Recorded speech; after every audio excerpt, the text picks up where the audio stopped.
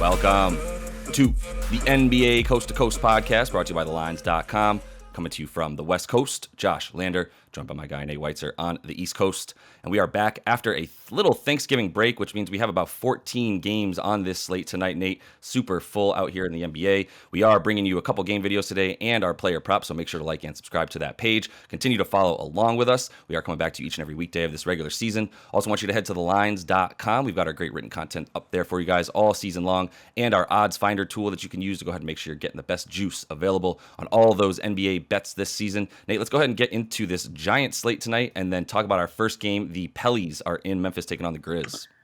Yep, we got Minnesota right now -5 at Charlotte to open things. The Sixers still dealing with several injuries, +2.5 at Orlando. Blazers still without Dame, +3.5 at Knicks. Lakers are -3 at the Spurs, and LeBron James expected to play tonight, first time in close to 3 weeks. We will break that game down for you in another video. Wizards +3 at the Heat. The Kangs +8 at Boston. To the top two offenses in the NBA, totals at 238 there. Certainly going to watch that game. I don't know if I'll bet on it. Hawks are -7 at Houston. Bulls -3 at Thunder. Billy Donovan's revenge there. Cavs +4 at Bucks. The Nets are up to -3.5 at Pacers. I saw that much closer to a pick 'em before. And in this game, Pelicans are +3 at Memphis. Then we got Suns -12 hosting the Pistons, Warriors -8 hosting the Jazz, and then the Clippers are 3-point dogs at home.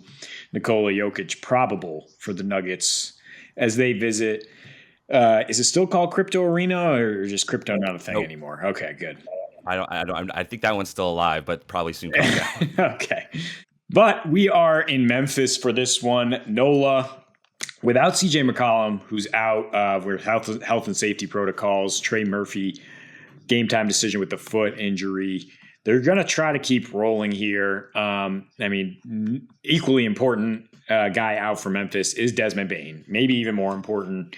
They're 1-5 now without him and 9-3 with him this year. Offensive rating dips from nearly 118 to 106. They're scoring 10 points per game fewer.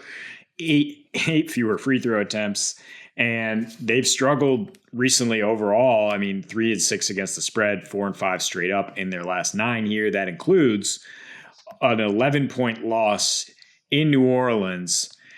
Zion Williamson did not play in that game. So for me, you lose CJ if you're the Pellies, but you get Point Zion, who really hasn't had to be unleashed yet in his 2 games back from the foot injury. But he's just scoring at such a ridiculous rate. 27 points in 23 minutes, 32 points in 27 minutes against that laughable Spurs defense that we'll talk about in a minute. 14 for 18 from the floor, just getting right to the rim. Memphis might do a little bit of a better job guarding him, but they've not been the same paint denial team this year. A little bit better since Triple J came back, but they're still allowing 52 paint points at home, 5 more than on the road. Allowing the second most assists per game overall. They're 24th in opponents' three-point shooting. And recently, they've been struggling to score the ball. Like I said, without Bane, 7th worst three-point percentage. He's their sniper. They're 21st in assists per game. And that was kind of the key in this last matchup is NOLA, gave Ja the old like Steve Nash treatment. Like, all right, you want to score? You score 36? Sure. We're not going to let you get anyone else going. And Ja only had 4 assists. Memphis had 16 assists as a team, while New Orleans spread them out and passed it around using that balance that they have, 31-10 assist to turnover ratio. So that led to an 11-point win, even though they lost the rebounding battle. Even though they got outshot 25-12 at the line at home, which is surprising. But with Zion back, I don't think they're losing that free throw battle as much. CJ out makes me actually feel like a little more confident on the defensive end for New Orleans, because obviously we'll see more Alvarado, right? Who was a +15 off the bench in that game. Larry Nance +16, also an incredible defender, going to do a good job on Triple J. And so you get more Alvarado on Ja, making it probably difficult for him to score or facilitate with all the attention on him. John Conchar is questionable. He's been playing a huge role filling in for Bane. He can't do the same things, but he's been doing his best to fill that void. And Santi Aldama pretty much doubtful with an illness. So, like, who's Ja's number 2 guy? And we get to Dillon Brooks, a.k.a. Chucky, who just loves to throw it up wherever he is on the court. He went 6 for 18 in this last matchup. I mean, I really worry about Memphis's offense here, even though New Orleans is scoring 120 a game in their last 7 here. They've covered in 5 straight wins. They have an elite offensive rating. That might take a little bit of a step back without CJ. Right now, the total's at 229, which is tough to call either way. For me, I mean, I'm taking New Orleans on the money line. If they're going to be dogs in this spot, I mean, they're playing much better basketball at both ends right now.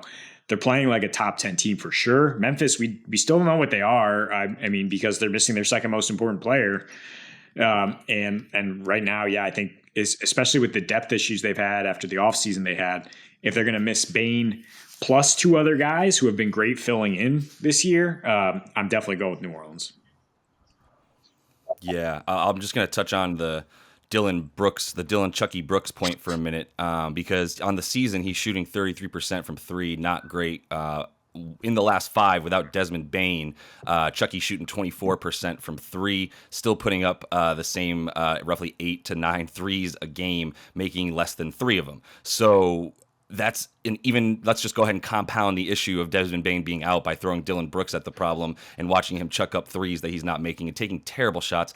Man, did I do a 180 on that guy after his first season, just watching the decisions that he makes. And it's been a pretty big issue for them. They're still like doing the same things even without Desmond Bane in terms of the way that they play. They're still going fast break points, second chance points, offensive rebounds, right? All that kind of stuff is still kind of like how they're attacking. Just attack with athleticism and height. But it's not working because everything else isn't working. All the stats that you said about Desmond Bane and what he brings to the team from a shooting standpoint, a spreading the floor standpoint, and having a second ball handler on the floor with Ja in a way that you feel comfortable that he can also set something up for himself and others. Because I mean, I love a lot of, I love Triple J. I really do. I'm still going to stand for him and his abilities. But you're not good enough if he's your sort of almost second option in terms of like go get a bucket, right? Like that's not necessarily what you want his role to be consistently. In the last 5 without Desmond Bane, just to be very specific about what they've been doing, 7th fewest points per game with the 7th worst 3-point percentage. As you mentioned, that just dips all the way down to 30% as a team. They do have in those 5 games the 3rd most free throw attempts. They actually attempt more free throws without Desmond Bane. That stat can be a little tricky because it's very misleading, but they attempt more without him, probably because they're not kicking much out, I would imagine, at that point without the 3-point shooters. But they also have the 3rd worst free throw percentage in those last 5 games as they're shooting like 24 and making like 17. So it's also about who's getting to the line.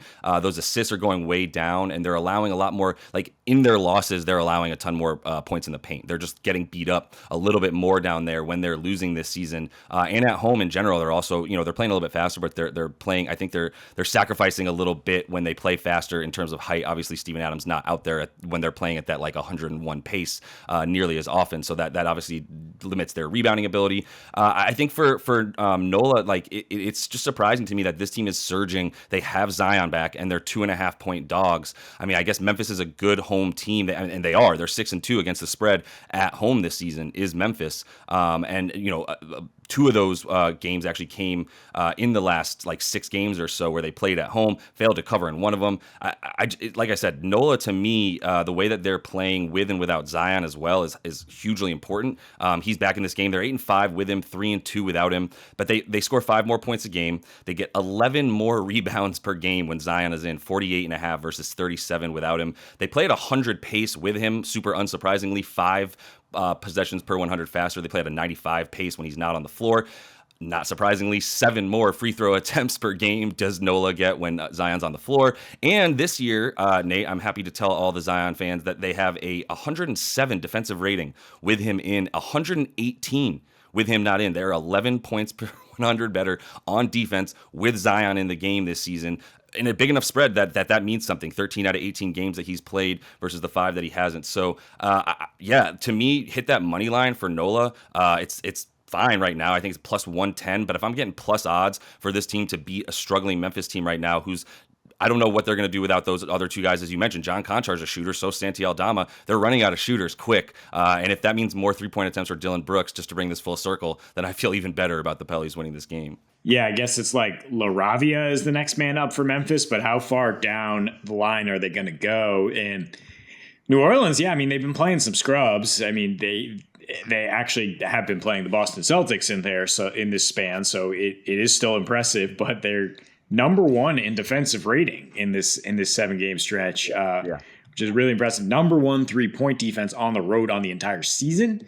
So even if Memphis had some good shooters, they would not be getting great looks. And in their last 3 here, again, 2 of those against bad teams or against the Warriors backups. Third in paint points allowed, which is the key here for Memphis. You put in that they allow 9 more points in the paint in losses versus wins. And so Zion is a walking 30 points in the paint, right? So, I mean, you look at their team totals, 128 and 129 since Zion came back. Memphis is going to show a little more backbone than again, the backup Warriors and the Spurs. But the more, I mean, I would definitely lean towards an over more so. You talk about the pace, you talk about the difference in scoring when they do have Zion, and that they do have a better defensive rating with him on the floor. I don't know how much I'm going to read into that, you know, with the small sample size at this point. Right. And yeah, so it's like, how is Memphis going to compete at home? Because they always compete at home, right? They're not just going to lay down and lose by 20 here. It's by scoring. It's probably by getting out in transition. I wouldn't be surprised if there's a pace of 102 to 104 in this game, right? With Ja pushing the ball at every opportunity. So, I mean, if you can get it down to 225 with New Orleans +7, I mean, we both feel like New Orleans should be a slight favorite here. I think that's great money there. But I also don't mind just parlaying money line New Orleans plus the over, because their path to victory is scoring a bunch. I think, you know, that could get you some real juicy odds as well. Yeah. I would lean points. Not only all the Zion splits here, road home splits as well. For NOLA here, when they are on the road, their games average like 236 points a game. They're scoring a $120 on the road right now.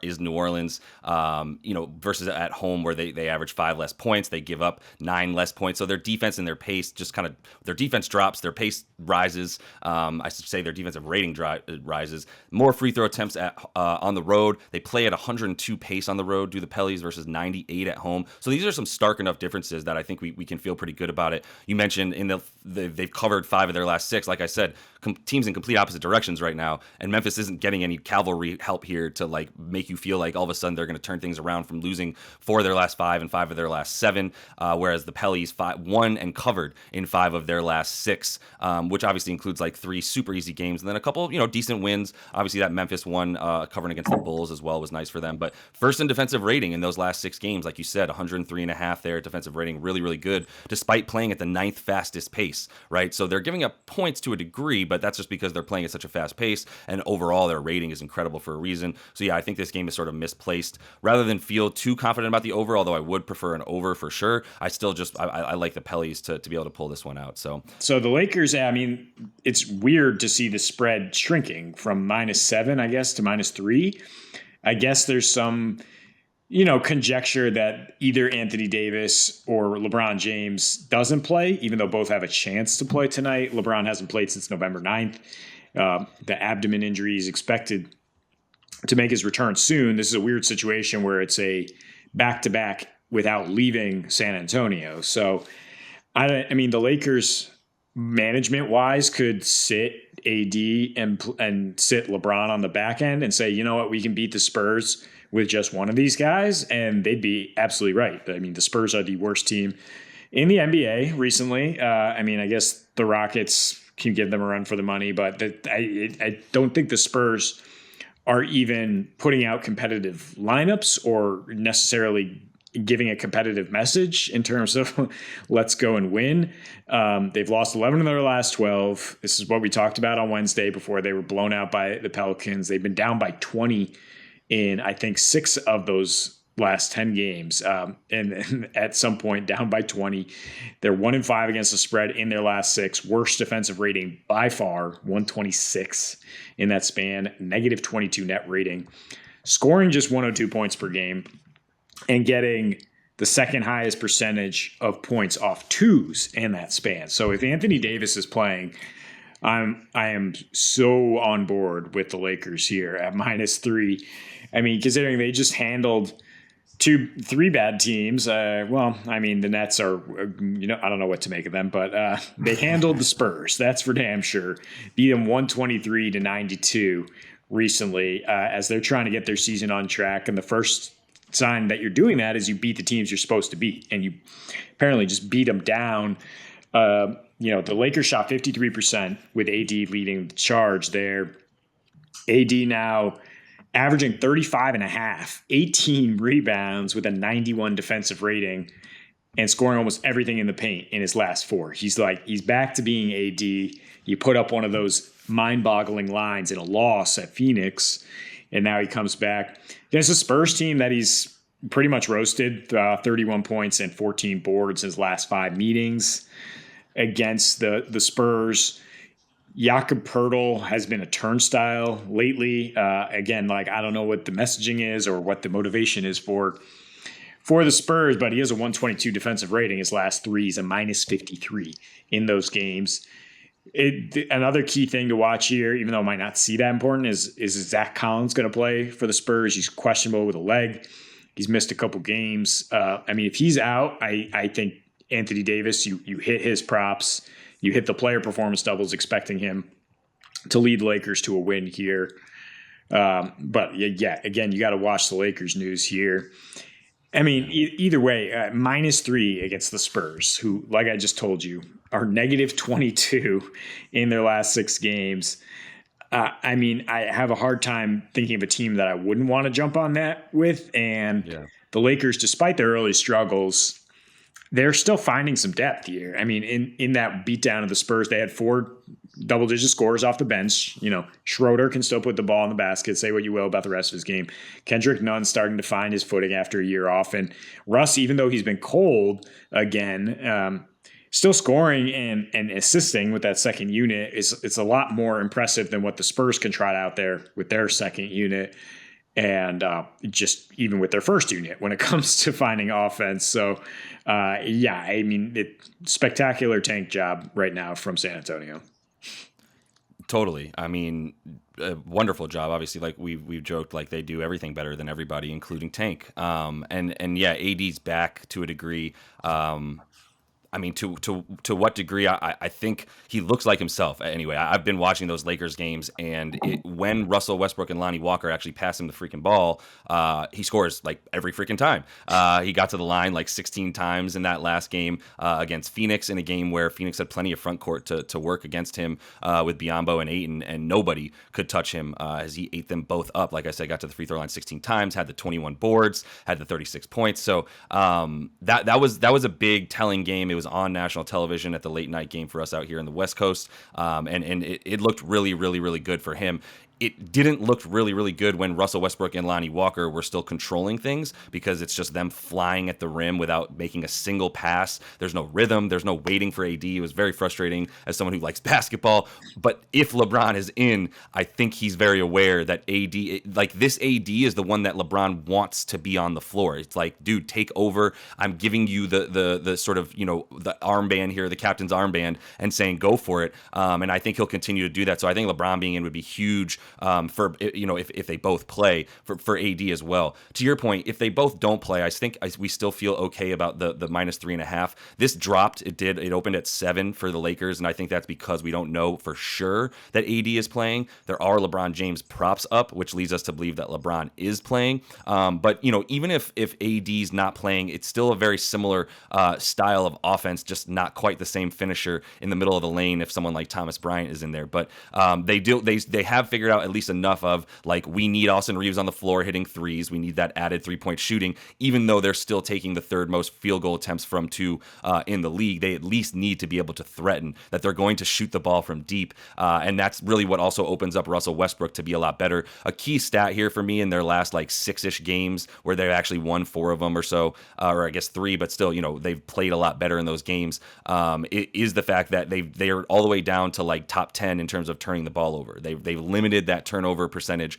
all the way to the tune of like being, like I said, 10th best in the league over the course of their last 6 games, which is huge for them because before that, the opponent's points off of turnovers and the turnovers themselves were just destroying this team, absolutely murdering them, similar to how the Warriors sort of let themselves get shot in the foot when they turn the ball over. But the Lakers have been playing better defense. It's the offense that has finally come around to be in the top 20 as opposed to roughly dead last or 27th or what have you in the league in terms of points in the paint. They've finally upped those a bunch. Like I said, if they're going to be getting those 2-point field goals, better to be getting those points in the paint. The Spurs, as you said, are nothing but a turnstile down low. That's really where we start. Points off turnovers, fast break points, all things the Lakers are doing this season in the top 5, 6, 7 in the league. Spurs bottom 3 in all of those important categories as well. Opponents' points off turnovers, fast break points, points in the paint. Everywhere that's just important. Where can I get an easy bucket? Can I get a free throw? Can I get a layup? And if the Spurs are willing to give it to you all over the floor, you don't even really need to shoot threes against them. Their opponent 3-point percentage isn't exactly like stifling in any way, but it's not it's actually, I'm sorry, it is dead last. So it's to the tune of 40%. I was trying to give them some credit. I was looking in the last 6 games, it's dead last. For the season, it's a little bit better, but in the last 6, it is dead last for the Spurs as well. So not really much to say that they have much to stop anybody on any parts of the floor. So Lakers minus 3.5 with or without both of them. At least one of them will be playing in terms of LeBron AD. Give me those 3 points. Yeah, I mean, they give you the things you need to jumpstart your offense. If you're not shooting well from the perimeter, which the Lakers still are not, even though they're scoring 60 points in the paint in this 4-game span, they're scoring 118 per game, mostly because AD, like we're saying, is just getting his. Speaking of giving somebody the damn ball, Austin Reeves, 16 points per game on a 13% usage rate, his last 4. Westbrook, 14 points on a 29% usage rate. Austin Reeves is shooting 61% from 3 in that span. He's a plus 51. And I mean, if LeBron plays and AD plays, I guess Reeves bumps to the bench. And then, you have a much better second unit if you're the Lakers. The advantage down low is just so stark in their last matchup. Lakers won the rebounding by 10. They shot 14 more free throws than the Spurs. Really just played at a very fast pace, 41 for 105 from the floor. But just yikes, this shooting was abysmal. Keldon Johnson still ice cold, 4 for 20 from the floor and 1 for 10 from 3. I just don't know how the Spurs are going to be able to come along or if they even care to. It's a team you want to target until there's something to indicate that they can jump up and play with some pride. And you look at last year, they did actually beat the Lakers twice. DeJounte Murray just carried them, though, right? I mean, triple-double in the first 2 meetings, 26, 10, and 8 on a 30% usage in the last win. And like we said against the Pelicans, he ain't there no more. There's really nobody that scares you in the Spurs offense. No, and one of those massacres of 138-110 victory for the Spurs last year was without either of those guys in the lineup as well in terms of LeBron and AD. I feel like that's what would propel the Spurs to victory as they're playing the Lakers, and then they're going to care because it's the Lakers. But I just don't think that that's enough. It's not like they can just decide to be better on defense because they still haven't. Nate, let's go ahead and jump right into props and get into your first one. My guy, Ben Simmons, who coming off Tuesday's her incredible 11-7 and 11 performance. It's incredible for him. It's a double-double. It hit all the props we suggested in terms of rebounds, assists, and barely got over the points. And that was in a highly charged atmosphere. So you can at least trust that he's there. He was willing to go to the line. He went 3 for 6 at the line in Philly with the relentless booze. He was a -8 overall. I mean, because the Nets lost by 8, but it's just encouraging signs that he's actually playing like Ben Simmons. course, the next night at Toronto, he goes for just 14 and 6 dimes, and that's just a much tougher matchup than what we're talking about here. We're talking about the Indiana Pacers, who are a fun run-and-gun team, do protect the paint really well when Miles Turner's out there, for sure. But they're 8th in pace, so I again am targeting the peripheral stats for Simmons more than anything because he really doesn't want to be a scorer.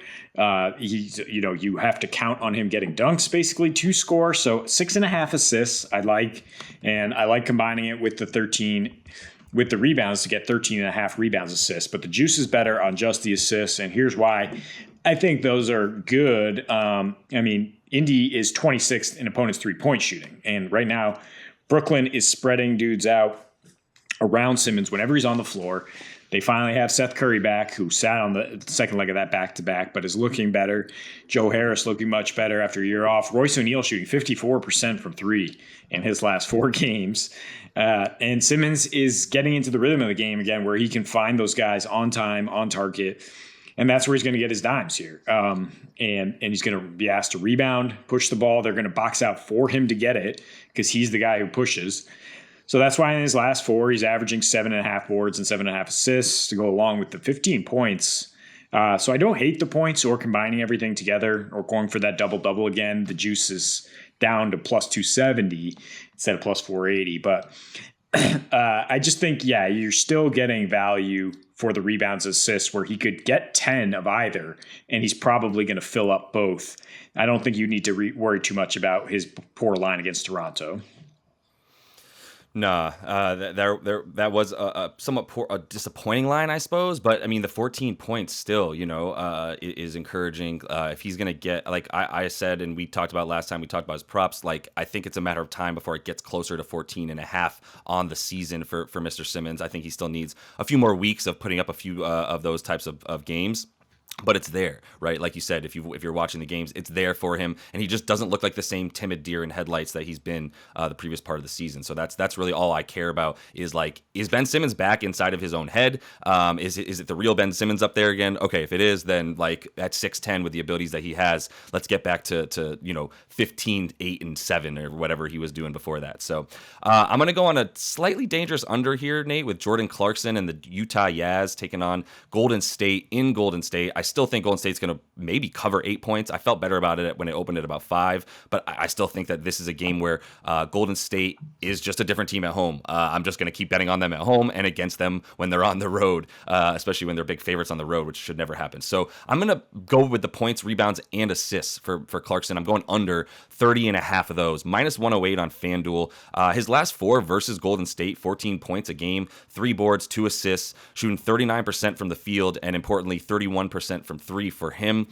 He's much better at home, as you often expect from certain role players and your sort of spark plug like he is for them. 42% at home as opposed to 36% on the road there for him from the field, 44 and 40 from 3, right? So 44%, like still shooting pretty well on the road. I like the fact that Golden State's opposing 3-point defense, while it is abysmal on the road, is very good to the tune of like the 3rd best at home right now, limiting teams in terms of the 3-point percentage to like 30% from the field from 3 at home, as opposed to 40%, which they're allowing on the road as Golden State. So they just actually play defense at home, which is a huge part of this.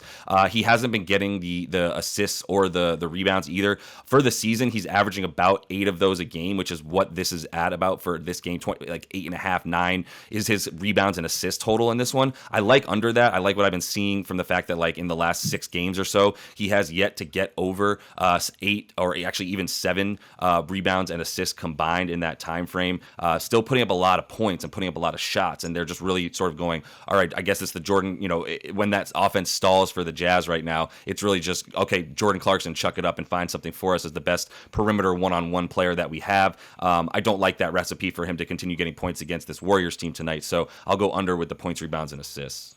Yeah, I think combining them is the way to go. You look at his last line, 24 points in a loss to the Pistons, but he still didn't get 30 PRA, right? He only had 5 peripherals. So, I mean, the fact that he's leading the starting unit and the Warriors are -8 and growing makes you think that there's some good game theory here, that the Jazz just aren't going to be in this game in the fourth quarter. And that in Colin Sexton, in the starting lineup now with Conley out, you'd think they're going to give him a little bit more work after his surprisingly low usage early in the season. So maybe Clarkson doesn't get 25 shots, which is what he might need to get 25 points against a good defense. This next one is tricky. Anthony Davis is probable. LeBron James is probable, I guess. I mean, they both have props up as we speak here, close to noon Eastern. And so, I mean, you can bet AD right now at 25.5 points. And if he doesn't play, you get your wager back. It's not a big deal. If LeBron doesn't play, you're getting like a great value. If LeBron was ruled out, AD would be like 27.5, 28.5 because he's averaging 35.5 his last four. With no LeBron, he's looking like the AD of old, also getting 18 boards per game and dominating defensively. So if you want to go with 37.5 points rebounds to get some juice there, it's not a bad call because the Spurs are just absolutely dreadful right now on offense. They missed 64 field goals when these teams met last week. So that's plenty of rebounding opportunities. A double-double in the win for Davis, plus 130. We definitely expect the Lakers to win this game. 30 points in a win, plus 275. Look at both of those. I mean, he's just scoring at such a high rate in the paint. And against the Spurs as well, they haven't had many answers. 31 points per game, 14 rebounds his last five. Look, the usage and the points are going to go down with LeBron back. At least historically they do, but I think, like Josh said in the game video, this is, LeBron's starting to understand at his age, like has to be Anthony Davis's team, at least for long spurts in the regular season. And so if LeBron's back, I wouldn't be surprised if it's more of just him continuing to feed Davis, whose field goal percentage is actually higher with LeBron out there because he's getting better looks, because LeBron is setting him up. And I think we might actually continue to see him score at a high rate. Yeah, and in watching that game against the Phoenix Suns recently, AD had the 21 rebounds, and every one of them was just him above the crowd grabbing the board, and not even anybody on the Lakers really nearby, because they're all just like, it's fine, AD's got it. And it's going to be even more of that tonight, as he's going to be able to box out Jakob Poeltl and Keldon Johnson or Bates Diop at the same time. Like, nobody's worried about him being able to box out two dudes with Poeltl, the turnstile, playing down low for them. Yeah, I love the rebounds. It's 11.5 on DK, but it's minus 120. Anything under 15 boards right now for AD. Has he gotten less than 15 in his last 6 games? He's pretty much getting 15 or more a game right now in the boards category. So throw the rebounds all over the place for him, because anything less than 15 I like. I'll go ahead and take an alternate at 13 or 14 for plus 130 and still feel good about it. It's crazy to watch him eat down low right now. So I'm going to finish things up here, Nate, with another big man, and the man actually leading the league in rebounds, Rudy Gobert, as the Timberwolves are taking on Charlotte on the road. 13.5 boards, plus 100 for him, so even money for him to get that. You could take the points and rebounds, also about even money, 27.5 points and rebounds combined. That's about, what you would expect him to get, I would say, overall with the points. So, either way, it's pretty much even money for you. Against a Charlotte team that, same problem that they've had for the entirety of their time that we've been talking about Charlotte. They don't have a center, and they don't have a way to rebound the ball well. They allow the most FanDuel fantasy points, if you will, to point guard or to opposing centers. The second most points per game to overall, and the fourth most rebounds overall they're allowing. So Rudy, it's just what he does. He's coming off a nice 21-16 at Indy. It's the same kind of style of play that you'll get from Indy and Charlotte, especially when they're both at home, which is just move the ball up and down the court as fast as you can, take shots. So that's what we're looking for here, is shots, and Rudy to get all those boards. He's had a double-double in 9 straight versus these same Charlotte Hornets because of what we've been saying. They still haven't had a center since we were in middle school, I think, Nate. And so for Rudy to get that double-double, 16 points a game, 16 boards on 17% usage against those Charlotte Hornets. So he doesn't really need to get the ball thrown to him. He's still not really, but he's going to get plenty of boards at about to the tune of about 5 or 6 offensive boards at least tonight, which you can also feel good about him putting some points back up. Yeah, you mentioned kind of the ball movement for the Wolves being key because, how's Rudy going to score if the ball starts zinging around and, he gets a lob or something or the defense is out of position, he gets a board. And I think Minnesota's really coming around. We both kind of liked them at -4.5 in this game. They're coming off a 14-point win where they had 31 assists, where D'Lo had 12, where Cat had 8. So they're starting to kind of figure out their spacing with Rudy, and that got him going for that 21 points. So I think it's a great time to pounce on him getting that double-double in a win for sure. Yeah, for sure. And Minnie's coming around, like you said. We both felt good about them winning this game tonight. And I think we can continue to feel good about them, maybe turning things around a bit, hopefully figuring out some of that spacing as Cat has looked better as well. So that's all the time we have for you guys in this player props video. Make sure to like and subscribe to that page. Continue to follow along with us. We'll be back with you guys at the start of the work week next week. So until we see you then, happy betting.